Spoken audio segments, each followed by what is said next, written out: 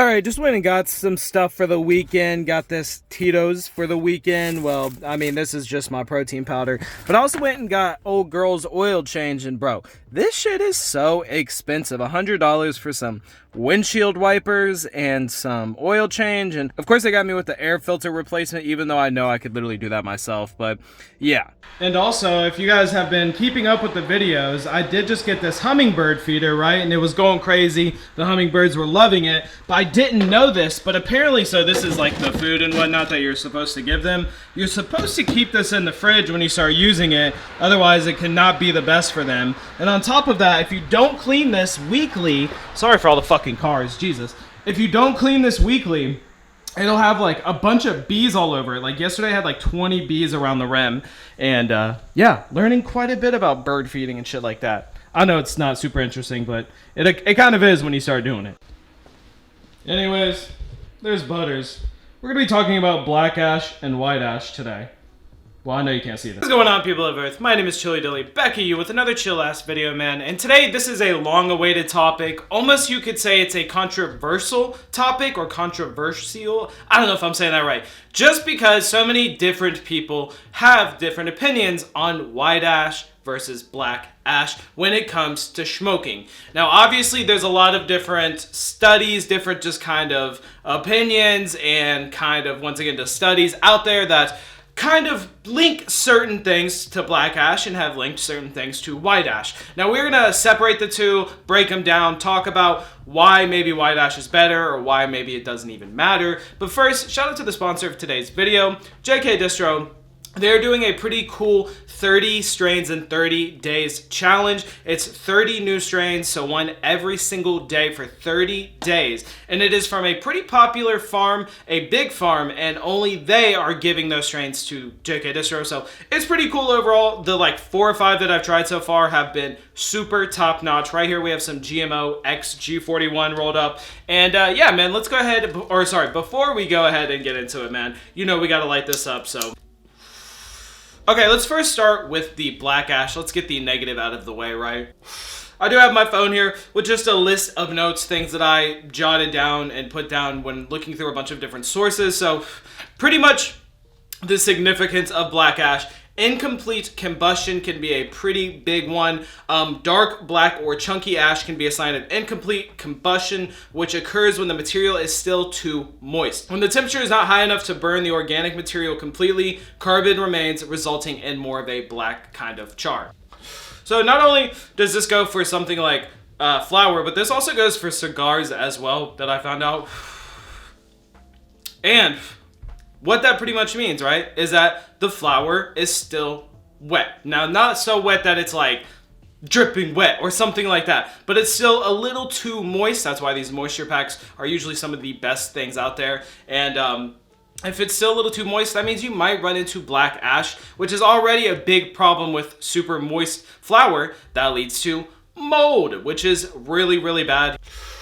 You can get a lung infection, some pretty gnarly stuff. So obviously moisture is a humongous part of the growing process in general, because if you have the wrong moisture to begin with when growing, you're going to completely mess up your plant, right? Now, this next one is definitely a big thing that I personally could say I think is a complete link to black ash is harshness. Man, I can't tell you how many times I've smoked flour and it's still been kind of harsh, and then look at the ash and it's black ash. Like this is a good gray ash we got going on right now.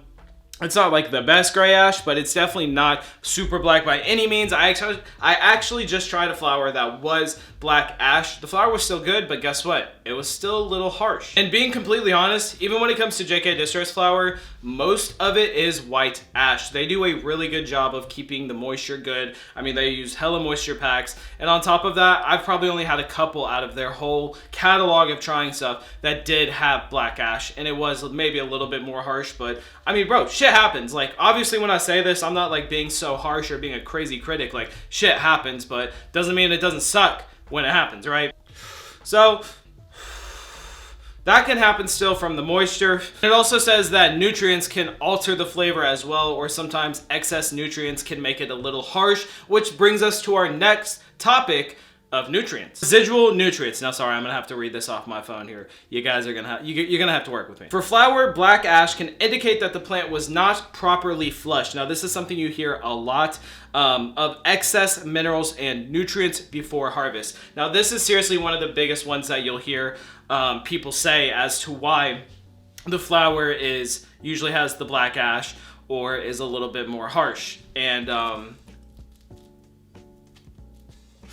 you know, I've been always super honest with you guys.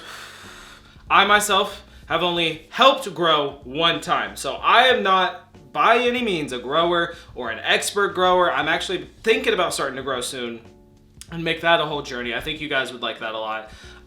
But beyond that, I am no, you know what I mean? I know how to, like, you've seen the plants and all that shit that I got, but beyond even those, like, those aren't that challenging. Just have to water and whatnot. But yeah, so I don't know a lot about how much nutrients you're supposed to put in. I don't know how easy it is to fuck up compared to how maybe it's really hard to fuck up. So I don't 100% know on that one, but I can see how that would definitely be the case, obviously. I mean, that can also sometimes hurt you as well. And for the last one is other contaminants. Now, I didn't even think about adding this part because I really hate in any way fear-mongering, I believe is the word, where you pretty much spread misinformation about something to put fear into people, right? And now, the only reason I say this is because there's really no credible sources. Everything even that I read was like, yeah, there's no credible sources, but people have believed, and I can attest to this as I literally have been doing this, seeing all kinds of comments.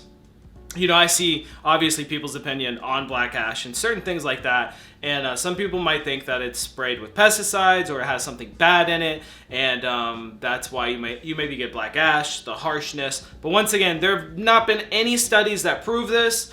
And I mean, I really think beyond it being black ash, if that was the case, it would be more harmful beyond that, and you would probably know. But once again, no studies. I'm not a fucking scientist or whatever. So I'm just throwing that out there still, just because I do feel like it does need to be said. So saying all this, it kind of makes sense now to talk about white ash. But I think already you'll kind of get where I'm going. First is obviously the combustion. It's just a lot better overall. There's no or it's not like as moist or super moist. You get what I'm saying, right? It's not wet or whatnot. It's the perfect moisture that it needs to be. And on top of that, it's got the perfect minerals. It's got the perfect nutrients. And it's just all around better, right? I mean, that's pretty much, yeah, all it says. So definitely the biggest one you'll hear for white ash is the optimal curing. And it's the curing process helps break down chlorophyll, I believe is how you say that, and other harsh things, and other plant materials that can produce a harsh smoke. So I think that's definitely one of the biggest ones when it comes to white ash. I can definitely see how that lines up. It also says like the better soil that it is, even for tobacco, it can also be really good. And apparently they only water it before cultivation or weeks before cultivation, things like that. And I mean, let's be completely honest when we think about it. The market that we're in, the hemp market, and even something like the legal market as well, there's probably a constant urge to constantly be making flour, new flour, whatever. So who knows exactly how quick they're making this, if it's okay, blah, blah, blah. You get what I'm saying. But I do want to add a third part of kind of not only just my own opinion, but on top of that, looking as well on Google and other things, seeing that other people had this opinion as well, that this also could be a myth. This could also not be as deep as you think. It could not be that big of a deal. Like a plant could be completely fine, grown completely fine, and then it still end up happening, right? Like, so I definitely want to agree with that as well. I mean, I will say that I usually do have a better experience with white ash flour. It is less harsh and whatnot. I have had flour though that had black ash and it was still fine. Like it wasn't harsh or anything. When you look it up, it says even just like burning different materials, different papers, different blunt wraps, things like that can just change the color of the smoke to begin with. You guys let me know what you think. I'm going to go ahead and end it here. If you enjoy the end bump, you can send your own to chillydillyendbumps@gmail.com. Much love. Be safe. Peace.